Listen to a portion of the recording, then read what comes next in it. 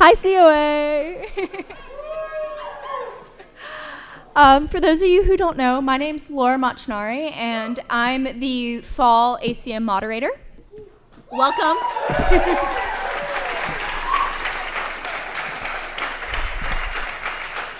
I'm so happy to see all of you, like so thrilled. So what I wrote down.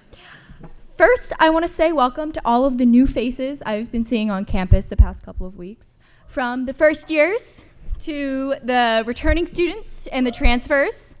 I'm so happy I've had the chance to meet so many of you through OOPS or through just kind of hanging around campus the past couple of weeks.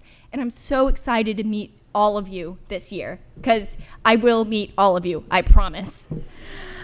We're about to begin a new term at COA. With new joys, new challenges, and new adventures. I want to say welcome to a community. I'm like way too close to that. Welcome to a community that truly strives to be a family. Welcome to a community where every member has the responsibility to maintain the standards we've set for ourselves. Like I said, I'm the moderator for the fall all-college meetings. I encourage every single one of you, staff, faculty, students, to take part in changing our school for the better. We have the unique opportunity and responsibility to have our voices heard.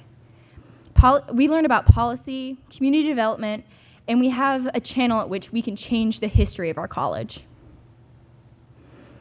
COA will become a part of your life story, and I want y'all to know that you have the power to control what that story says about you. This is a unique opportunity, one very, very unique to the College of the Atlantic, and I urge all of you to take part. As cumbersome and bureaucratic as governance often is, it is incredibly rewarding to know that you can make a difference in your community. So I want to welcome everyone to this school, this tiny, tiny school on this misty island. Welcome to the White Pines and the Moss Gardens, to the tab brunches and community emails, many of which are going to be from governance. You're welcome. Welcome to College of the Atlantic, to the love and the support and everything this school entails. I'd also like to welcome to the stage in just a moment two COA alum, Jenyo Burton and Sarah Fall of 97 and 98, and the runners of the Mandala Farm, to talk to us about what they've been doing. Thank you.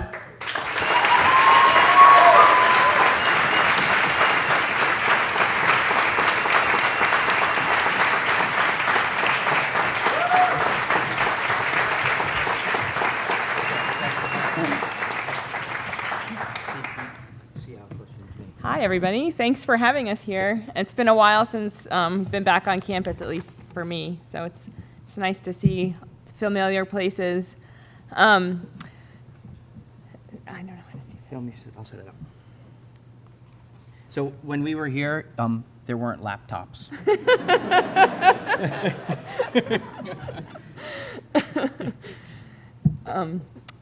Okay, so there are many, many ways to see human ecology in action with a farm setting. It makes sense that COA has two farms to explore human ecology. We saw farming as a way of affecting change in a direct way. Taking care of a piece of land, improving it, making it productive, and using it to feed our community. We also wanted our farm to be a centerpiece of the area, where people can feel connected to the place where their food comes from. Now we are 14 years into our farm and our farming experiment. We have achieved some of our visions, and we have many visitors to the farm. We grow food for the community, and local school kids come and grow in their own garden on the farm.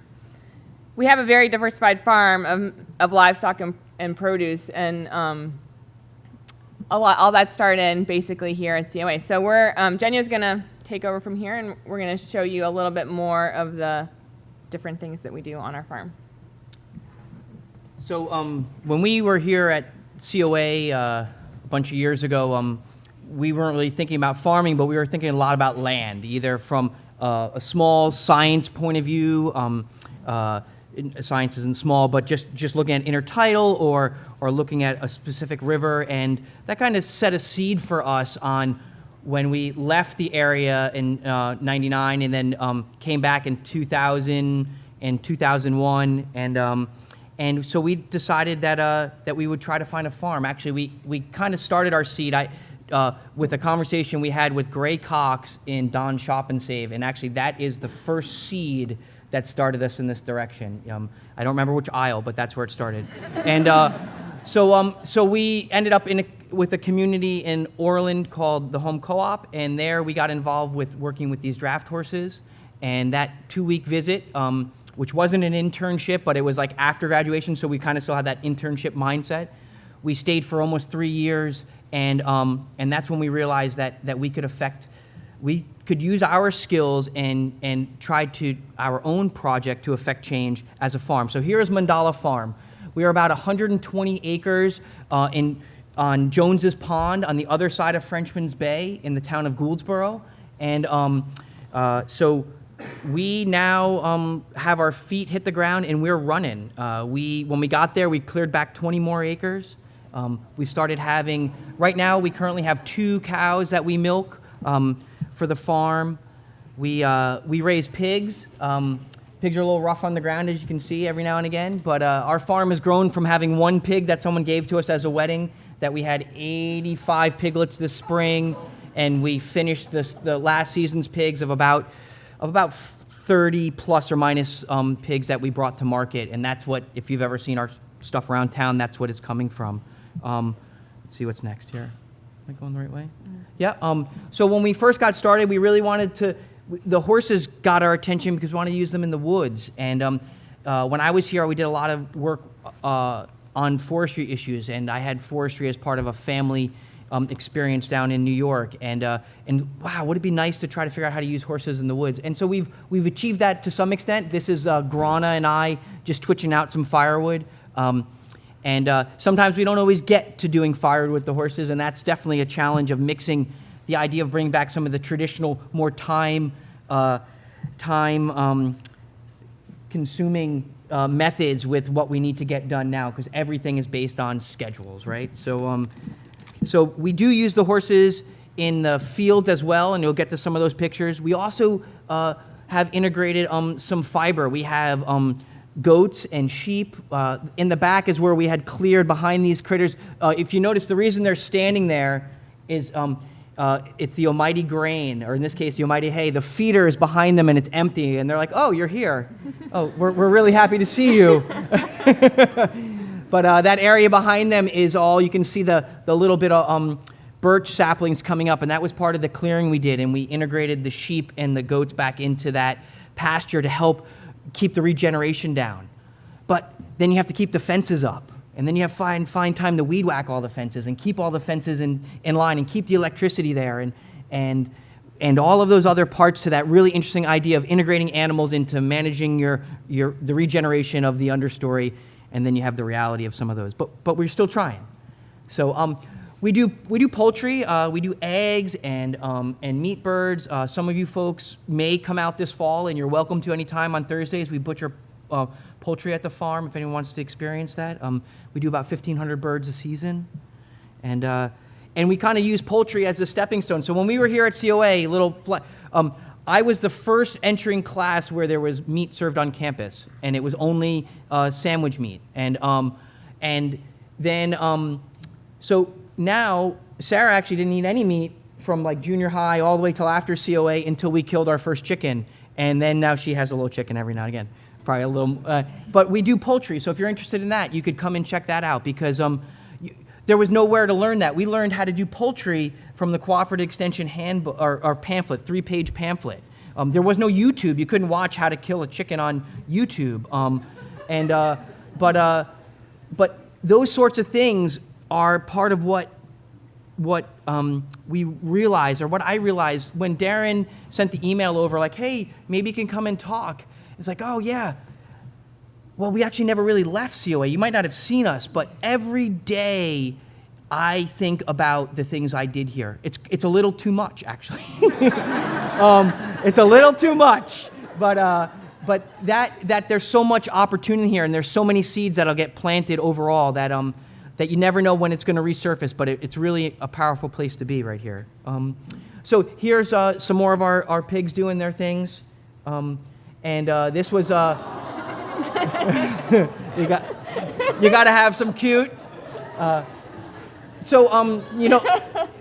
This is a perfect example of cute, but this is an example of reusing.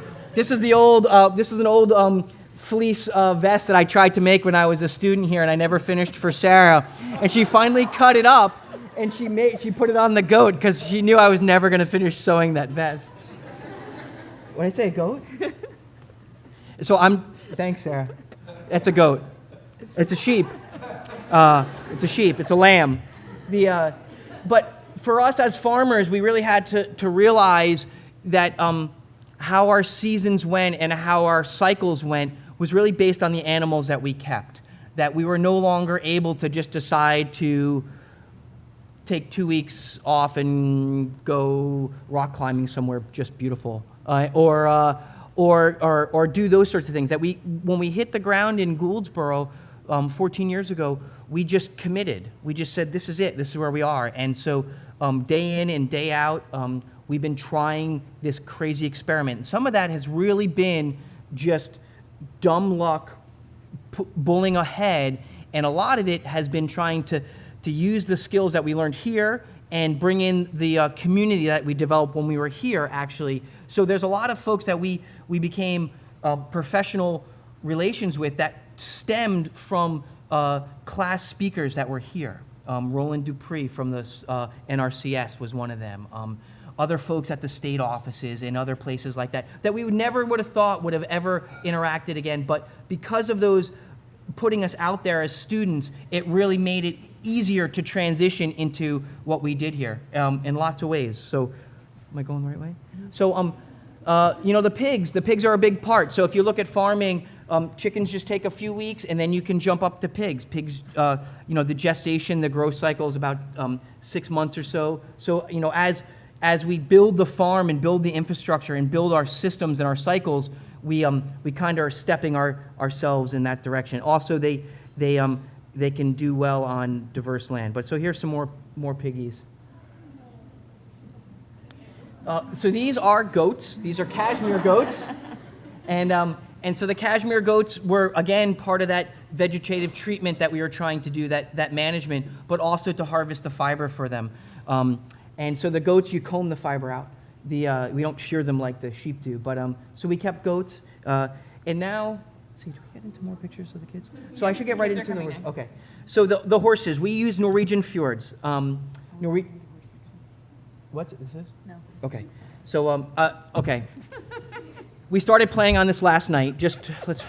And then we realized that we had a can last night. And we had forgotten something. So I had to go get what we needed. We canned till about 9:30. The kids were totally done. We were going to work on this last night. Then we still had to we had to go close all the animals in and do all that. We got too late. This morning, something broke. We fixed that, and then I had to unload a tractor trailer of hay, and then that got so we didn't really prepare as much on the way as we thought of. So Sarah's helping me out here, but so we use Norwegian fjords. They do great in our conditions here. They're really strong and curious. We have to date we birthed 25 foals on the farm since we started there. And they are our horsepower. So now we're getting into the next generation of horsepower. So we didn't start out as farmers. How do you bring this back in? How do you get other people interested? And so these happen to be relations. The purple shirt is our daughter, Enna, and the other young lady is Kiara, who's actually an offspring of 2 other COA grads. But they help out at the farm, and getting the kids out there and letting them be in the fields and seeing things. And if you came to the farm and you caught Enna on the right day, she would take you around and she would tell you everything about the farm now. And I don't even have to. And so, again, having our children be part of it, but realizing from day one the farm has always been open. So we see generations now. We have graduated out of high school. The first the first graders that came to the farm, I went to the high school graduation to this year. And so kind of seeing how we're building this ball that's rolling there and the human side. Our farm was Young's Farm Road. Byron Young's had it. It sat fallow for 8 years prior to that. When I got there and Sarah got there, people came over and go, "Oh, we're so happy to see it be a farm again. We're so excited." This is in '02. And now people come by and go, "Oh, this looks great. This, look how you've done this." And they come back every summer, either summer visitors or when they're the elderly, the older generation, when their grandchildren come, and they use the farm as part of their visit now.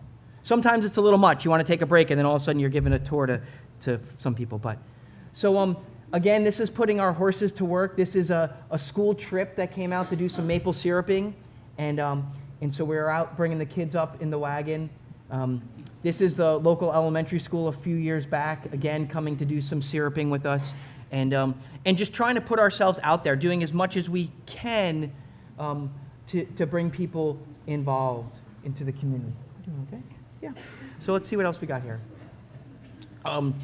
The school now plants their own garden there, and we've started a small nonprofit to help bring in some grant funding, and so that now covers our time in having the school group have their own plot. They come in the spring, they plant it, and they come back in the fall and they harvest it. And so this was just it's not the other day. It kind of feels like the other day, but this would be exactly what have happened 2-3 weeks ago, bringing the garlic in again. And so we have apprentices that come to the farm. We've had some folks do proper internships from Sterling College as well as from COA. These folks, Mark and Miriam, now actually have a horse-powered farm in upstate New York. Here's a COA superstar, right? Annie. And she came and did part of her senior project, I think, was spending the time on the farm. So, and it's really great to have other folks come and help us, because we get tired and they're like, "Oh, let's try this. Let's do that." It's like, well, you can try that and then it might fail. Or it's like, "Oh yeah, you really just improved it. You brought something to us." So having folks come and work with us has been a great motivator, and also it brings new education inside, because we don't seem to always go out and seek additional knowledge. So this is spreading compost with the horses, using a manure spreader to put down our compost. We make all of our own compost on the farm from our animal waste. Digging potatoes. This is getting somebody to drive, and I'm up front kind of helping the horses along, to be honest, because we don't have 10 acres in potatoes. So the horses are like, "Okay, let's dig potatoes." They're like, "Potatoes?" It's like, well, we only have 500 feet of potatoes to dig, so you got to kind of get it right the first time in the first pass. So, but this is digging potatoes. And these are some of our farm managers here. There's Sasha and Grana and Fjorgen. And right, did I get it right? Is that? Yeah, this is Grana. Grana's got that cut over his eye. He's the horse there. We're talking about a life experience, just real quick. We were like, okay, we're going to figure out how to farm with horses. Someone showed us how to use them. It's like, but they didn't show us how to use the manure spreader. So we put the horses in a trailer. We went to a place. We unloaded the horses, and we knew one horse was a little spooky, so it was a single horse manure spreader. So we tried it, and it did great. And all turn around, we hear the horse that we left in the trailer thrashing. And there we go back, and we had driven to a field on the side of a road to try this out. And there's Grana stuck over the front of the horse trailer, over the chest bar. No, we have no older person to show us how to do this. We had to figure out how to get this horse out from being stuck there. We got sticks, and we piled up blocks of wood, and we got him up. And then finally he gave a kick, and he came up and over into the front section of the horse trailer. And we opened the door, and boom, out he came. I was like, holy cow, and blah, blah, blah, and all. It's like, Ron, are you okay? And he's like, he stands up and he shakes it off, and we're like, he's never going to get back on the trailer. How are we going to get back to where we have to go? We put the ramps down, we got the other horse in, and he walked back up on the trailer. And so Grana has been our teacher from day one. We learned so much from Grana, and Sasha has passed on, and Fjorgen teaching us on the farm. Oh, wrong way. So again, this is that same machine. We use a tractor to load the manure spreader. We're not complete purists. And this is doing some cultivating. A lot of times we start with folks because we want people to get hands-on. And so we start with one driver and one teamster, the driver being the person that runs the piece of equipment. Now, if anyone ever watched Charles Ingalls on Little House of the Prairie. There's Charles going down with the lines over his shoulders, and it's just perfect. But that would only give one person a chance. In this case, you get two people working with one animal doing a job, and the two humans have to communicate, and the animal needs to be telling everybody what the right thing to do is, because most of the animals on the farm that work have done more than most of the people have. And so this is just doing the little bit of row cultivation. This is the student garden, and so now the apprentices on the farm kind of end up taking a horse and managing the weeds in the student garden for the elementary school during the summer. And here we are, we're plowing. Getting closer? That's it?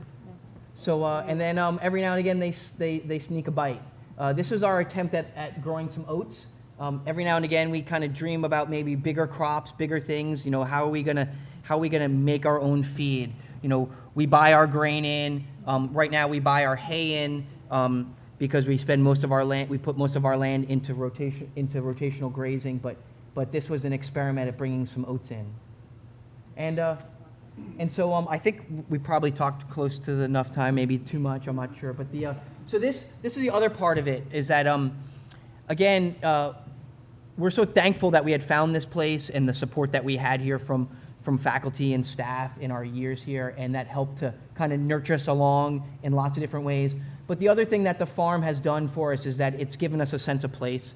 We feel like that we are using the tools that we had developed as young professionals and trying to affect change.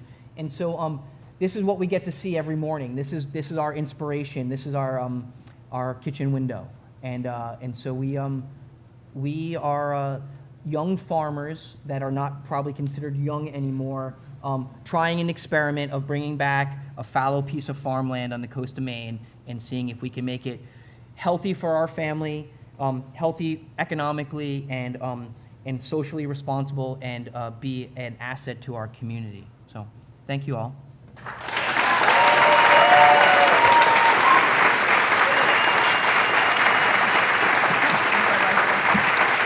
What's that?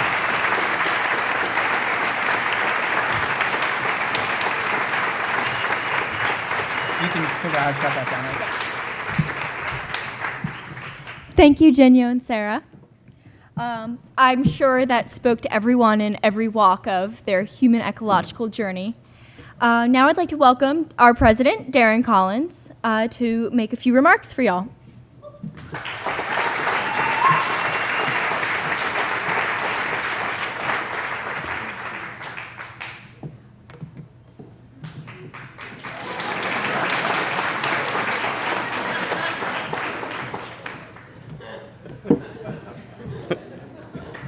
That was great. Oh, sorry, one more time.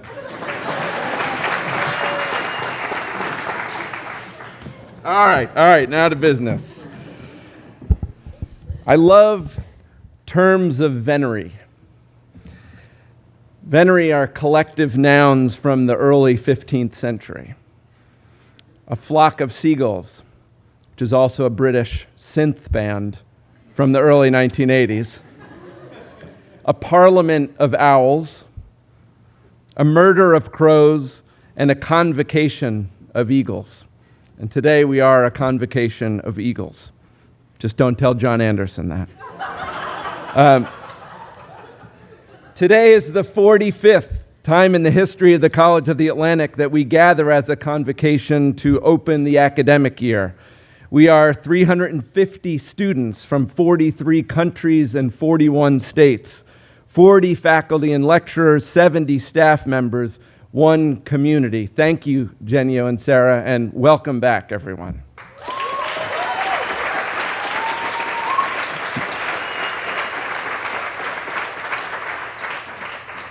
Today is also the first time we've swum the Bar Island Swim before all the... Oh, no, that's not true, is it? Yeah. No, see, that really is the Ken Klein is going to be so excited that he'll be able to do this swim, but it really messed with my whole talk here. I was going to talk about how, 45 minutes in sub 60 water makes the mind kind of crazy, and so I wouldn't be able to follow my notes, but that's okay, such is life. I am sore, though. I'm sore as a dog because I just finished this really wicked hike. It was across all of Mount Desert Island, and I did it with a board member, Winston Holt. Like, what cool place do you work at if one of the board of trustees does this Trans-Island walk? 31 miles, 20 peaks across 16 hours. It was really cool. So my intention was I was going to bring this little black notebook along the walk, and I was going to write my talk along the way. It's completely empty, totally empty. I was thinking about, hey, I was going to use the walk as this metaphor, right? I was developing the metaphor, but by the time I got to Bernard Mountain, which is the mountain furthest west, just like 90 minutes into the walk, I realized that using a metaphor was bad news. It would quickly, and it did quickly, devolve into something that I could see all the faculty members rolling their eyes on. So I abandoned the metaphor very quickly. But I did actually write today's talk on that walk. And the theme that I kept coming back to is very appropriate following Jenny and Sarah. It was about work. And I was thinking of the physics of work, the joules of energy and work I was expending as I was walking over these mountains going against gravity. And it was also Labor Day, right? Monday was Labor Day. So all this was going on in my head. And by the time I was up on Beach Mountain, which Beach Mountain has an awesome fire tower on top, you need to check it out. By the time I was up there, I came to the conclusion that the most pernicious threat that we face as a planet isn't climate change. It's not habitat loss or deforestation. The most pernicious threat that we face as our planet is our own gluttony and indolence, our laziness, and our penchant to want to be entertained into a deadening lull, our quest for an infinite jest, our desire for immediate gratification. The sustainability that we seek here as individuals, as part of the College of the Atlantic, or as a world, it requires really, really hard work. And I think Jenny and Sarah would echo that. Unfortunately, the rallying cry for hard work, it kind of conjures this nostalgia, right? It conjures parents or grandparents saying, well, back in the day when I was a kid, I had to walk through the snow and you kids are all lazy. And that's not what I'm talking about. It's not that things that are difficult are necessarily better, but I think all of us should be very, very cautious about easy things and easy decisions. I started to think on this walk about a more modern, refined concept of what hard work is, and that we should look at it through three lenses: embrace a physical hard work, an intellectual hard work, and a social hard work. In terms of sustainability, just think about it. When we think about this campus, changing our habits and behaviors, thinking about working with discarded resources and recycling, reducing our reliance on energy, taking care of our bodies as a kind of individual sustainability, all those things require really hard physical work. The need to understand complex issues, recognizing the danger of easy answers, developing a sense of the long view over the short term, that's a kind of intellectual hard work that we need to do. And then maybe most importantly, the need for collaboration as a community, the need for empathy and altruism, thinking beyond the self. All this requires a social hard work. In short, sustainability requires that we embrace a new work ethic for the 21st century. And at College of the Atlantic, we can and we should be the laboratory for this 21st century work ethic, and we should be excited about it. By the time we crossed Somme Sound, we did it in kayak, and we climbed up Norumbega, whose western flanks were devastated by this red pine scale. It was there that I began to think of all the mental work that we needed to do as a college this year. There are, of course, we have different roles as faculty, students, staff, trustees, but we take on big things as a collection and as a community. We've got loads of collective work to do this year. It's challenging, but very, very exciting. First, I started off by mentioning that this is our 45th Convocation.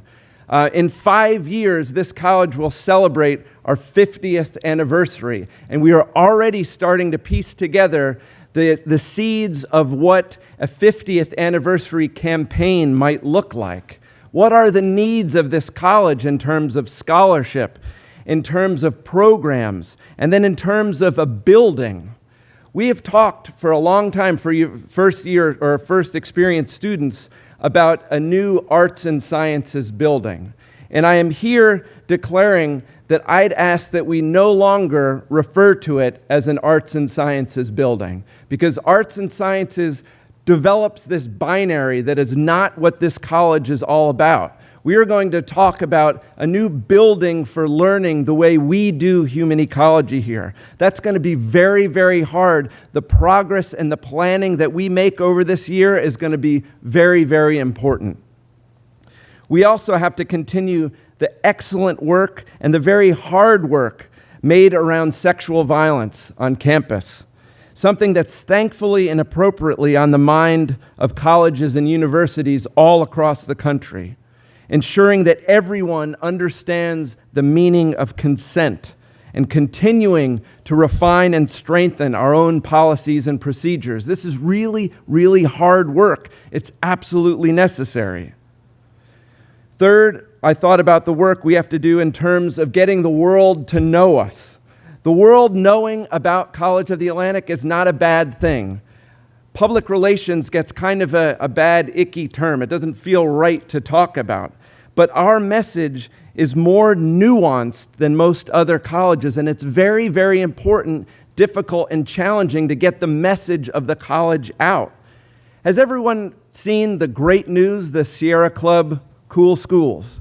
The College of the Atlantic is the #1 college in the country for its commitment to the environment. #1. Like, that's a good thing.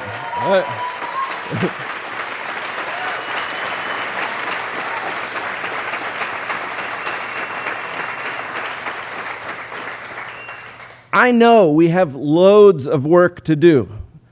That's good, because we need to bring all of us together to do that hard work. Sustainability is a difficult thing, but don't be shy about saying, hey, our 45 years here, we've done amazing, amazing things. The world is starting to recognize this college, and that's a great thing. Tonight, there is a delegation of 10 Japanese colleagues who will arrive in Bangor and come to College of the Atlantic because they are interested in creating a College of the Atlantic on Osaki Kamijima Island in Japan. That is a great thing.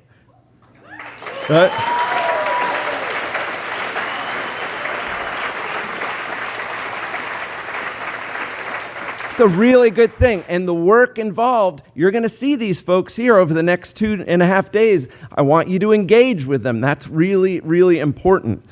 But the thing that I kept coming back to on my walk, time and time again, is the importance of hiring 3 new faculty members this year. I don't think there's anything more important to do for us than to get the right people, 3 tremendous individuals here at the College of the Atlantic as new faculty. And tremendous in terms of how we define tremendous. People that are really excited to collaborate with students, with staff, and with faculty, who are excited to stretch beyond what they already know, who want to play a role in the evolution of the college as an institution, and who absolutely love to teach and are excellent at it. People who are excited about human ecology. I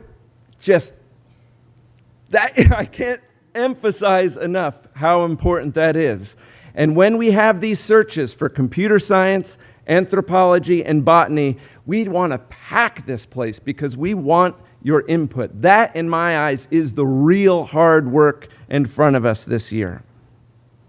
So I'm going to conclude with a little discussion. One of the last things I did was Karen, my wife, brought me pizza, brought Winston and I pizza at the Tarn, and then we climbed up Champlain and went down, and it was during that time that I started to recall the commencement address. Who is here at the graduation ceremony in the spring?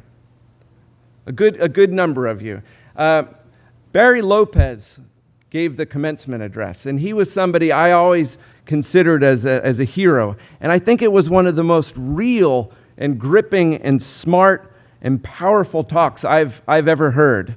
Not everyone who witnessed it thought so. It was a difficult, hard piece of work, a hard delivery. But he concluded with a set of recommendations that were so important to our graduates, and I think are so important to reiterate here at COA. First, he said, step away from the unconscious confines of your own culture. Learn what others are facing and how they are coping. That is core to what you're all expected to do here at the College of the Atlantic. That's why every student that comes through here gets a $1,800 expeditionary grant to get off and see the world. And to understand that stepping away from your culture can mean you go to Mozambique or Machias. Geography and cultural difference don't always necessarily, where was I going there? Thank you. Sorry. Boy, that was a bad one, right? Second, Barry said, think more often about what might work for everyone instead of what might work for you. And this is the ultimate human challenge, the rise to an altruistic experience. Understanding what it means to be part of an institution and part of this college is doing exactly that. Third, he said, read about the lives of those who you admire and take in the meaning of each one's flaws. And I got to thinking that doesn't necessarily happen in a biographical sense, but it really emphasizes the importance of the cerebral, which we want to nourish every bit as much as the corporeal here. Fourth, he said, be cautious if you feel an urge to become well-known, which really set in my head, especially as we were talking about the Sierra Club, #1. Again, a good thing, but we are proud of that because it reflects what we do best here as an institution. We're not as much concerned with how many solar panels we put up, but what you all as students learn in doing it. That is the core piece of the work. That's what Sierra Club recognized. That's why we are excited. Sixth, he said, remember that sometimes it's more important to be in love with the earth and in love with each other, than it is to be in power. I don't have anything to say past that. That just really, really resonated. So that was Barry's talk, and I wish all of you could have been there, but it is, Zach just finished it up. It's on our website. You can check it out.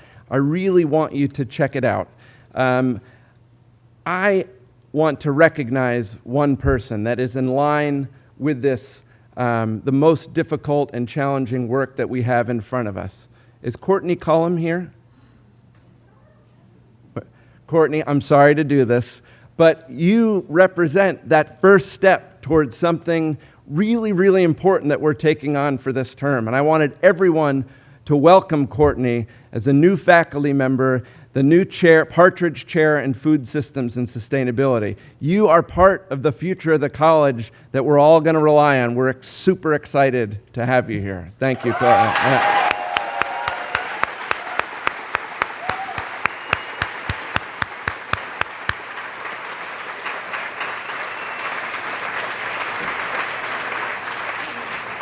So the work in front of us is we have 3 Courtneys that we have to get. We have to pin down, we have to nail, we have to get here and be really excited about it. And that's going to be hard to do, but we're ready for it. And the last words that Barry Lopez said in such a profound way, he said, for God's sakes, take care of each other. And he had just come back from the Middle East. He had a really gripping difficult time that really set Barry back, and you could feel it in his delivery. So as president here at COA, there are only a few things that I get to really decide on, right? And at the end of the schedule that Sarah Luke sent me, she said, or it says, the president convenes the 2016-2017 academic year. And with that, I will, so long as I'm president of the college, officially convene the academic year with this saying, for God's sakes, take care of each other. Thank you all. Thank you.